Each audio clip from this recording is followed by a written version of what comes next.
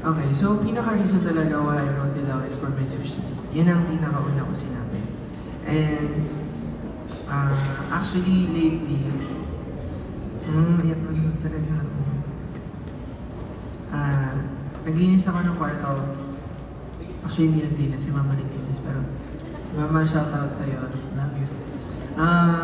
Nagkalkal ako ng kwarto. Ayan, mas gusto niya yan. Mamaya sasabihin sa akin sa bahay, naglinis sa kwarto. Nagkalkal po ako ng sounds. May hinahanap po ako mga bagay-bagay. And lately, I experienced a burnout. And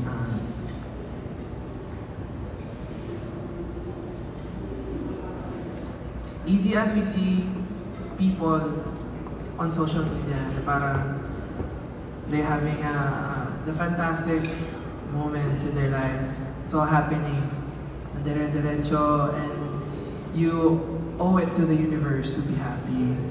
But there were moments in my life recently I felt really useless. I felt really disappointed in myself for something. Mga ganun talaga moments. And it makes you really sad. But may mga tao talaga na they will always remind you how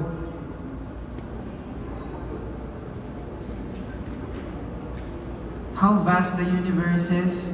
Malaki man yung mundo, malaki man yung universe, maliliit man tayong tao.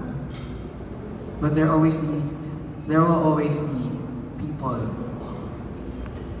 na nakapag-impact ka sa buhay nila. And you have no right to be disappointed in yourself.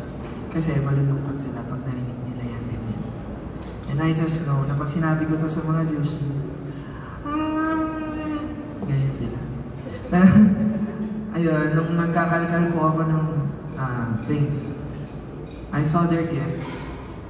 Kasi kinikip ko yung mga letters nila na yan sa isang place, mga gifts nila. And then may kinalkal ako something. Tapos nakita ko yung mga letters. And I saw letters like,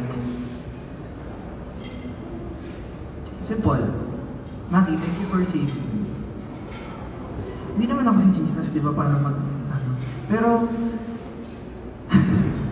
may mga moments sa life ko na iniisip ko na ang purpose ko ba is to make music or to touch people's heart. So, doon ako na-remind na minsan, pumalpak man ako sa isang bagay, pero I know I succeeded sa isang bagay. And the ability to inspire people, siguro yun yung na-remind ako na meron niya pala ako na-inspire ng mga tao. And merong mga tao na they will always remind me and they keep me grounded. And yun yung sasabihin ko yung Zushis talaga. And these fans talaga na meron ako, they're not the usual fans. Medyo baliw, medyo OA, minsan sobrang introvert, but they will always have a place in my heart. And I will always keep these letters and remind myself na parang every time I see a blue sky and a blue sea and a calm environment, I always think about my fans and my Zushis. Ayan. And thank you.